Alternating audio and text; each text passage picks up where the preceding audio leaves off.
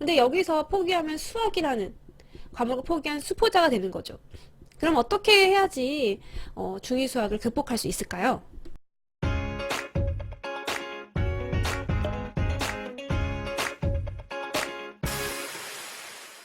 안녕하세요 여러분, 누나수학입니다. 네, 그동안 잘 지내셨나요? 지난번에 제가 초등학교 수학 공부법 그리고 고등학교 수학 공부법을 올렸는데요.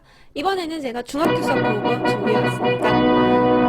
자유학기제에도 흔들리지 않는 중학수학 A+ 학습법 준비했으니 영상 봐주세요. 여러분, 중학교 자유학년제에 대해서 많이 알고 계시나요? 자유학년제는 뭐냐면 간단히 말해서 학기 중에 중간고사, 기말고사를 보지 않는 거예요. 그러면 학생들이 수업 내용을 얼마큼 알고 있는지 확인할 방법은 있을까요? 교사들이 수업 중간중간에 관찰평가, 그리고 친구들 간 서로 상호평가, 그리고 자기 자신을 평가하는 것이 이루어진다고 합니다. 다양한 탐색활동, 그리고 과정 중심 평가, 그리고 학생 참여형 수업으로 이루어진 자유학기제는요, 2018년에는 1년을 확대돼서 전국 중학교의 약 46%에서 실시가 되었고요. 그리고 2019년에는 약 69% 학교에서 실시가 됐다고 합니다. 올해는 더 확대될 거로 예상되는데요.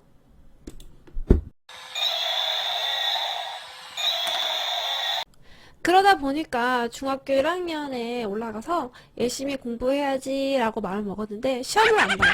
긴장이 풀어집니다. 1년을 놀고요. 이제 2학년을 올라갔어요. 올라갔는데 이제 첫 시험을 봅니다. 봤는데 공부한 게 거의 없으니 점수가 좋지 않아서 멘붕이 오죠. 그제서야 공부해서 또 그 다음 시험 보는데 또 점수가 안 나와요. 이렇게 악순환을 겪는 친구들이 많아요.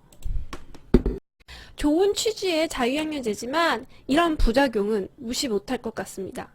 그래서 예비 중학생 그리고 예비 중학생 학부모님들은 이런 악순환 프로세스에 빠지지 않도록 주의해야 합니다. 이번 시간에는 예비 중학생과 그리고 학부모님들을 위한 자유학기제, 자유학년제에 대비한 중학교 수학 공부법 준비해 보았습니다.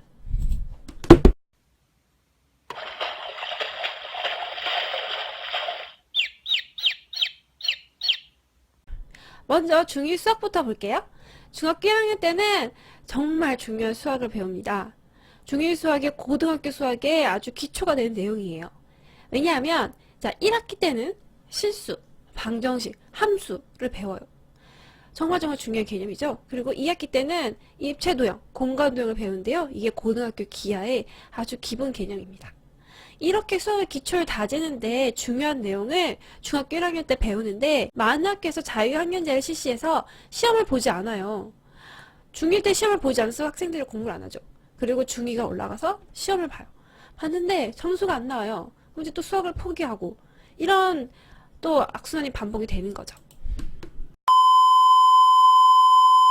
자유학년제 아래에서 흔들리지 않으려면 어떻게 공부를 해야 할까요?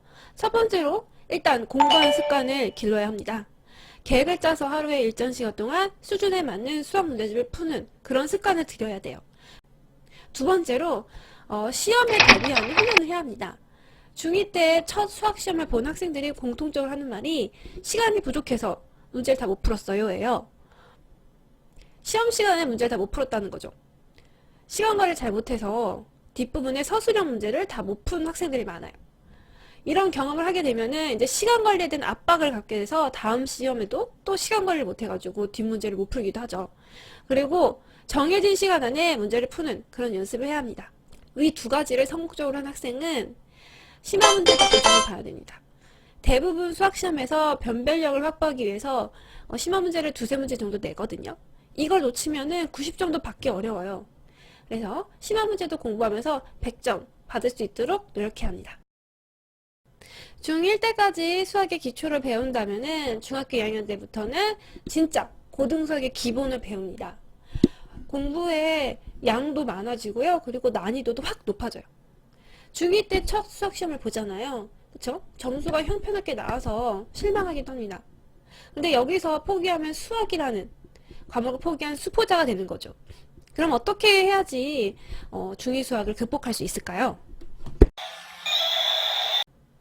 첫 번째로 개념을 이해하고 문제 푸는 연습을 해야 합니다. 근데 그 개념을 어떻게 확인하느냐? 네, 문제를 풀면서 문제 옆에 이렇게 개념을 적어가면서 확인할 수가 있고요. 두 번째는 자, A4 용지 하나를 펼쳐놓고서는 그날 배운 단원명, 소단원명을 써요. 그 다음에 생각난 대로 쭉 적어보는 거예요. 그리고 나서 다시 책을 편 다음에 빠진 부분인지 확인을 해봐요. 그거를 또 며칠 뒤에 또 한번 해보고 그런 식으로 하면은 이제 개념이 빠짐없이 이제 여러분이 알 수 있을 거예요. 그리고 이렇게 빈 종이에는 오로지 여러분의 기억만을 적어야 합니다.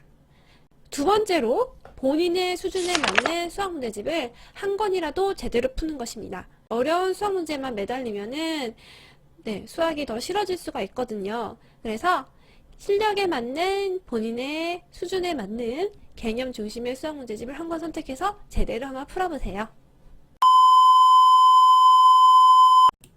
네, 중3 수학이에요. 중3 수학은 고등수학의 기초입니다. 중3 때 개념 정리를 잘 안 하고 고등학교 올라가면은 문제에 접근조차 할 수가 없어요. 고등학교에 가면은 중학교 공부량의 2배, 3배 이상을 요구하기 때문에 공부한 습관 중3 때 들여놔야 합니다. 급하게 선행학습하는 것보다는 중3 수학을 꼼꼼하게 학습하고 정리하는 것이 더 중요합니다. 중학교 수학이 제대로 돼야지만 고등학교 수학도 잘할 수가 있습니다. 중학교 때 노력이 자, 고등학교 수학의 디딤돌이 되어서 나중에 빛을 발할 수가 있거든요. 힘들어도 하루에 조금씩이라도 수학과 친해지는 연습을 해야 합니다. 특히 자유학년제에서 이제 2학년 때 아이들이 수학에 흥미를 잃지 않게 부모님들께서 신경을 써주셔야 해요. 2학년 첫 수학시험 점수가 좋지 않게 나오더라도 아이들을 믿어주고 그리고 칭찬해주고 동기를 부여해 주셔야 됩니다. 그리고 중학교 시기에 이제 아이들이 고등학교, 대학교까지 가는 자기 주도 학습을 할 수 있는 결정적인 시기이기 때문에 부모님들이 아이들에게 작은 성취를 느낄 수 있도록 칭찬해주고 챙겨주셔야 합니다. 오늘도 즐거운 수학하세요. 수학에 대한 모든 건 누나 수학이었습니다. 구독도 꼭꼭 눌러주세요.